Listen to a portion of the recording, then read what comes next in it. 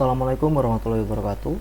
Sebelumnya, perkenalkan nama saya Garin Maulana Alamsyah dengan NIM 23051204-237 dari program studi S1 Teknik Informatika Fakultas Teknik Universitas Negeri Surabaya. Pada kesempatan kali ini, saya akan mempresentasikan hasil dari proyek magang saya, yaitu VMS Kota Madiun, Sistem Manajemen Video CCTV Cerdas terintegrasi berbasis web RTC dan Edge AI. Lanjut, di sini selanjutnya ada latar belakang dan permasalahan yang terjadi, yaitu seiring dengan perkembangan konsep Smart City, kebutuhan akan sistem pemantauan lalu lintas yang cepat, akurat, dan mudah diakses menjadi semakin penting. Pemerintah Kota Madiun melalui Diskominfo telah menyediakan jaringan CCTV di berbagai titik strategis sebagai sarana monitoring kondisi lalu lintas dan keamanan. Namun, sistem yang digunakan masih memiliki beberapa kendala yang mempengaruhi efektivitas proses pemantauan. Yaitu yang pertama adalah delay streaming tinggi.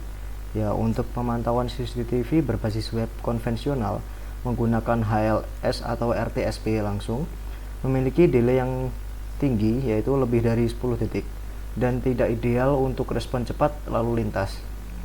Lalu untuk yang kedua adalah biaya server AI yang mahal, yaitu pengolahan kecerdasan buatan atau AI terpusat di server membutuhkan spesifikasi GPU yang tinggi yang memakan anggaran server yang sangat besar.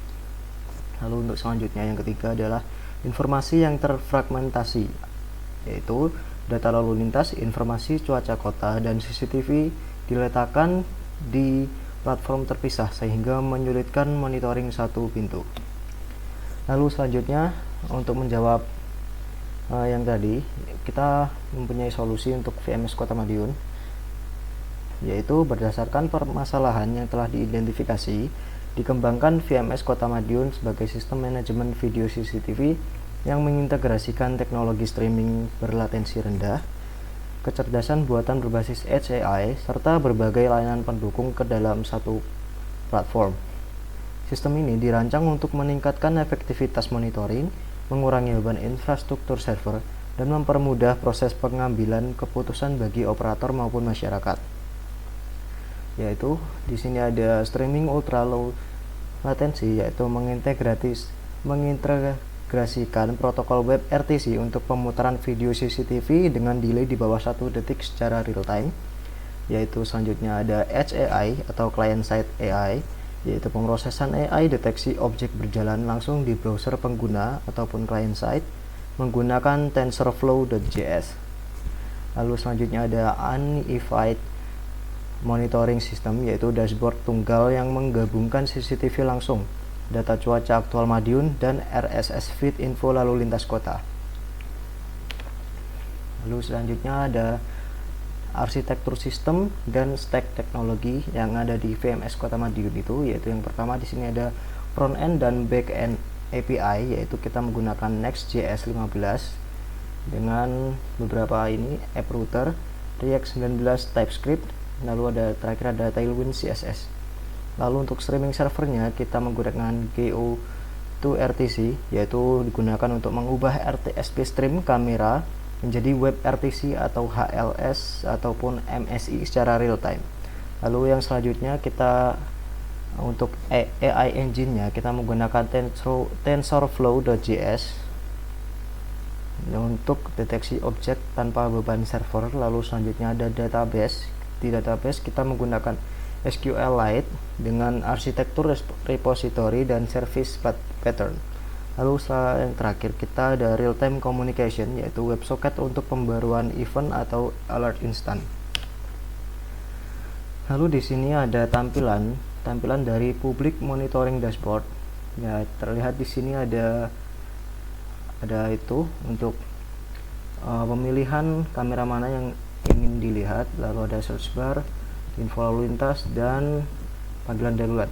Yang pertama di sini kita akan menjelaskan tentang akses publik terbuka, yaitu warga Madiun dapat melihat CCTV jalan secara transparan. Di situ terdapat beberapa CCTV yang dapat digunakan untuk melihat lalu lintas.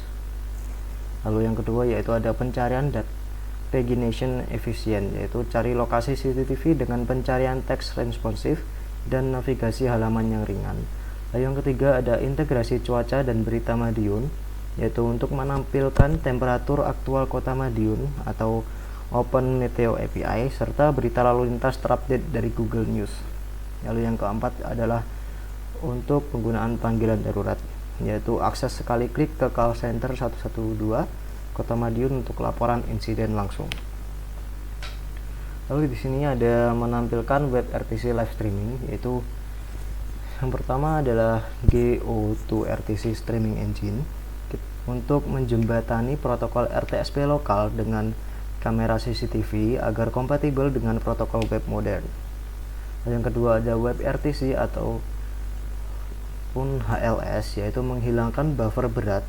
Web RTC menggunakan koneksi peer-to-peer terenkripsi berlatensi sangat rendah. Lalu yang terakhir ada NAT traversal, yaitu dukungan konfigurasi ICE candidate otomatis di file GO2R2C YAML agar siaran tetap dapat diakses di luar jaringan Diskominfo.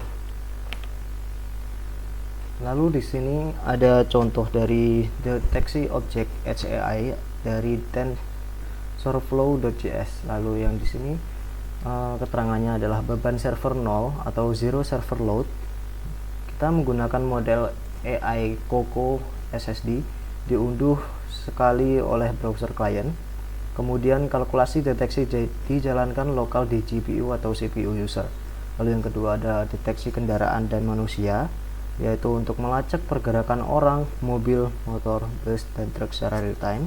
Dapat dilihat di gambar sebelah kanan, itu terlihat kotak-kotak merah, yaitu untuk deteksi bis ataupun kendaraan-kendaraan lainnya. Lalu yang ketiga di sini ada dynamic canvas overlay, yaitu menggambar kotak deteksi atau bounding boxes beserta skor persentase keyakinan ataupun confidence score secara presisi di atas video stream.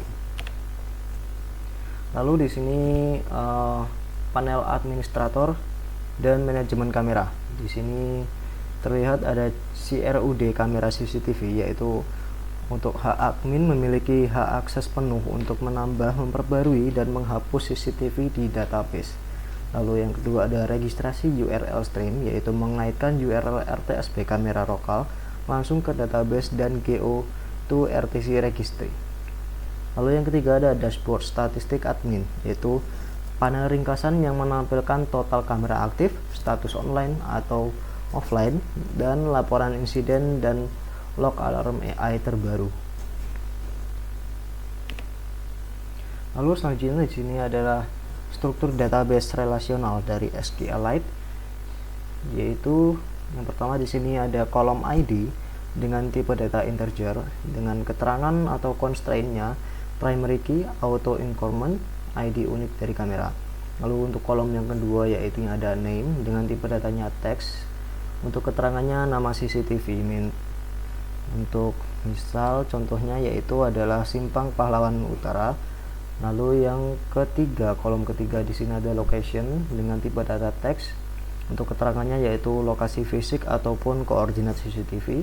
Untuk kolom keempat yaitu IP address, tipe data text. Untuk keterangannya alamat IP fisik kamera CCTV. Lalu untuk kolom kelima yaitu status yang tipe datanya juga text. Untuk keterangannya yaitu untuk default online ataupun offline. Untuk yang kolom selanjutnya yaitu stream URL, tipe datanya masih teks, yaitu untuk keterangannya adalah URL RTSP CCTV. Untuk selanjutnya kolomnya adalah HLS_URL, tipe data teks, untuk keterangannya URL HLS cadangan untuk pemutaran web. Lalu untuk kolom terakhir ya ini ada AI enable dengan tipe data integer dengan keterangan default 0. Lalu untuk default 1 nanti akan deteksi AI aktif, kalau 0 nanti nonaktif. Selanjutnya di sini ada sistem pengaturan dan keamanan, yaitu yang pertama di sini ada role based access control RBAC, yaitu pemisahan hak akses yang ketat antara administrator kelola sistem dan public user hanya melihat. Lalu yang kedua ada enkripsi dan tokenisasi, yaitu hashing password menggunakan BCR bscript.js dan sesi login aman menggunakan JSON Web Token. Lalu selanjutnya ada sistem setting engine, yaitu admin dapat mengatur durasi penyimpanan data retensi, kuota kapasitas disk misal 500 GB, lalu sensitivitas alarm dan mode perekaman gerakan. Nah, lalu di sini ada deployment dan keandalan sistem. Di sini ada PM2 Process Manager mengelola jalannya server Next.js npm run start dan server stream go2rtc sebagai background proses di server produksi Diskominfo. Lalu untuk kestabilan 24/7, yaitu auto restart otomatis dari PM2 jika aplikasi mengalami crash atau server melakukan reboot berkala. Lalu yang terakhir ada SQLite, probabilitas tinggi. Nah, database mandiri tanpa perlu setup server, database eksternal yang kompleks, sangat cepat untuk read and write lokal. Lalu selanjutnya kita ada di kesimpulan dan dampak project, yaitu untuk yang pertama di sini ada kecepatan monitoring, yaitu latensi WebRTC memberikan kenyamanan monitoring CCTV real time yang sebenarnya bagi Diskominfo. Untuk yang kedua ini ada efisiensi biaya, yaitu Edge AI dengan TensorFlow.js terbukti memangkas biaya infrastruktur server GPU secara drastis. Untuk yang ketiga ini adalah kemudahan akses, yaitu dashboard terintegrasi mempercepat pengambilan keputusan lalu lintas. Lalu yang terakhir ada kesiapan produksi, siap digunakan secara luas di lingkungan pemerintah Kota Madiun. Oke, untuk selanjutnya di sini saya akan sedikit mereview mengenai hasil web dari saya megang di Dinas Komunikasi dan Informatika Kota Madiun, yaitu webnya adalah VMS Visual Monitoring System dari Kota Madiun. Nah, sebelumnya saya ingin meminta maaf dikarenakan web yang saya bikin ini masih berupa lokal, karena kan dari pihak Dinas Kominfo-nya ini masih belum dideploy, dikarenakan harus melalui persetujuan dari kepala TIK-nya, dan ini masih lokal, jadi mohon maaf jika ada kekurangan nantinya. Nah, di sini saya akan langsung saja sedikit mereview mengenai web yang saya bikin, yaitu yang pertama di sini kita akan mereview tentang landing page-nya terlebih dahulu. Di landing page-nya di sini terdapat header yang seperti web-web pada umumnya, yaitu ada beranda, stream CCTV, about, lalu sistem terintegrasi dan login, lalu register. Lalu di sini yang ada pilihan untuk merubah temanya, yaitu bisa menjadi tema terang maupun tema gelap, contohnya seperti ini. Nah, di sini jika menggunakan tema gelap tampilannya akan seperti ini. Nah, lalu di landing page ini terdapat list live streaming CCTV-nya, yaitu di sini kita ditampilkan beberapa CCTV untuk nantinya jika kita login kita dapat melihat CCTV dari contohnya tempat ini, dari Sleko arah barat di Jalan Sleko dan lain-lainnya. Lalu di sini ada about VMS Kota Madiun, yaitu di sini menjelaskan tentang apa itu VMS dari Kota Madiun. Lalu di sini ada sistem terintegrasi untuk VMS, yaitu di sini contohnya ada traffic management, incident management, air quality monitoring, dan live streaming CCTV. Lalu yang terakhir di sini ada keuntungan jika menggunakan VMS. Nah, mungkin itu saja untuk landing page dari VMS ini. Kita langsung saja masuk ke login. Nah, di sini mungkin saya akan mereview tentang usernya terlebih dahulu. Di sini kita akan login dengan default login, yaitu dengan username user dan passwordnya adalah user 123.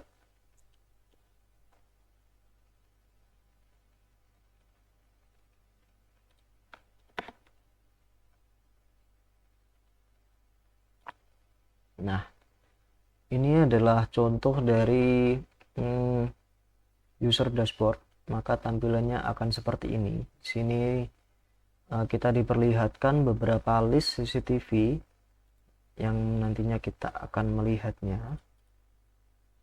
Lalu di sini ada indikasi untuk suhu, cuaca, dan waktu ataupun tanggal jika kita ingin melihatnya.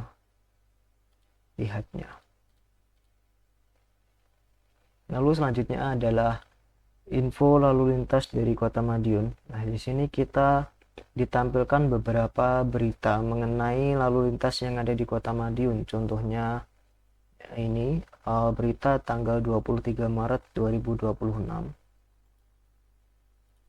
Nah, jika kita mengklik salah satu dari ketiga berita ini, kita akan langsung membukanya melalui Google News yang sudah terupdate tentunya.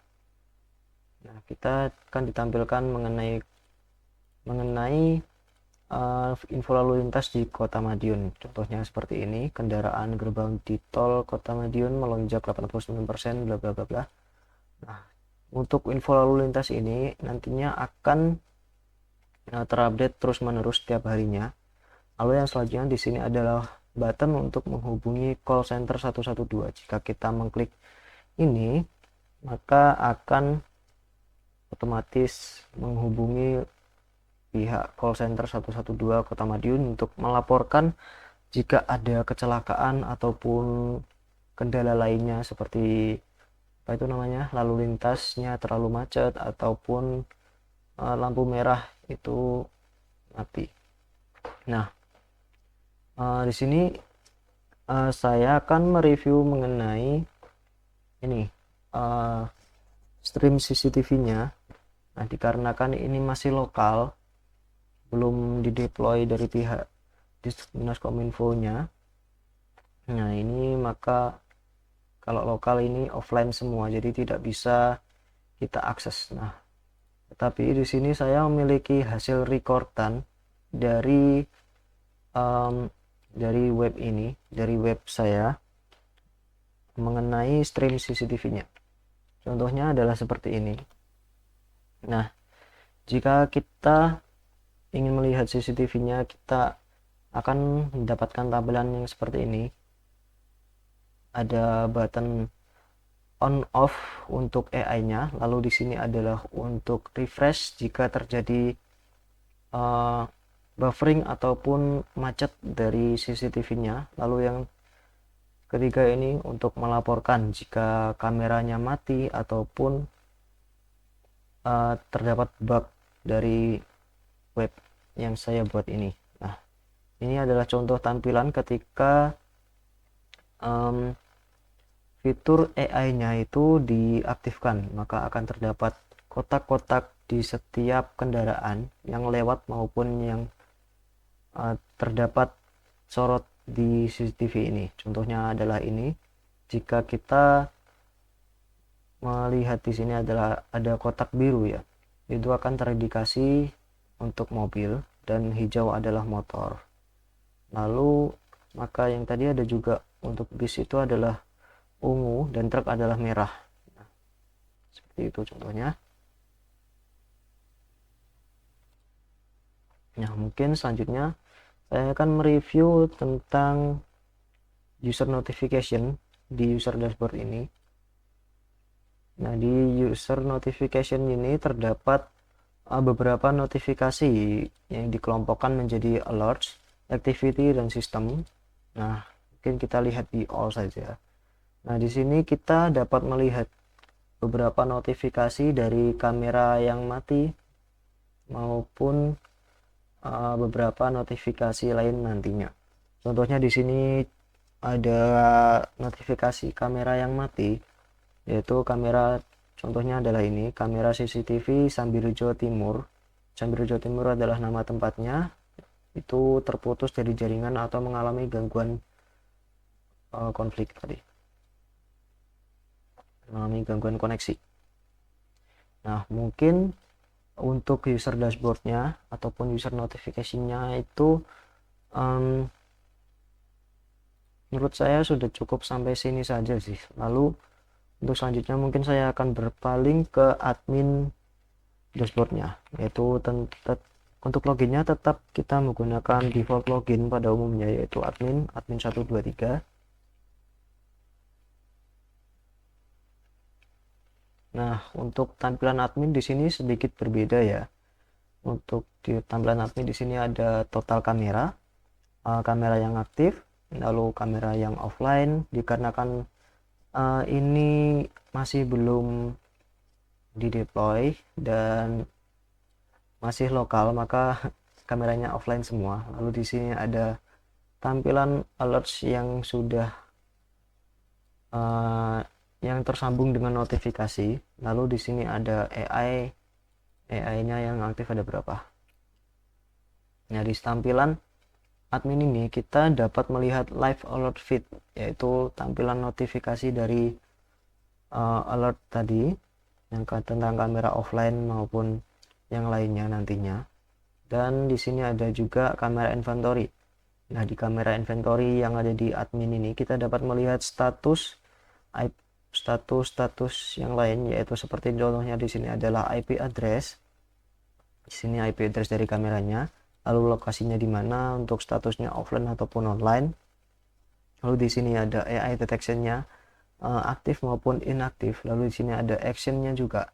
Actionnya ini kita dapat digunakan untuk melihat stream maupun untuk manajemen kamera nantinya. Contohnya adalah seperti ini. Nah, di kamera manajemen ini kita dapat mengotak-atik. Contohnya adalah kita ingin mengedit dari kamera CCTV Seiko arah barat ini.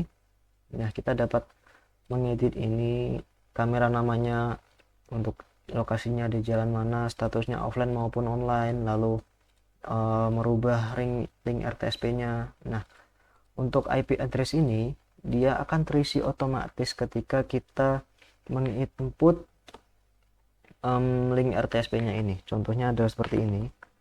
Ini akan saya hapus, lalu kita akan memasukkan lagi. Nah, di sini untuk IP address-nya akan otomatis terisi. Nah, jika sudah, ini akan confirm update seperti itu.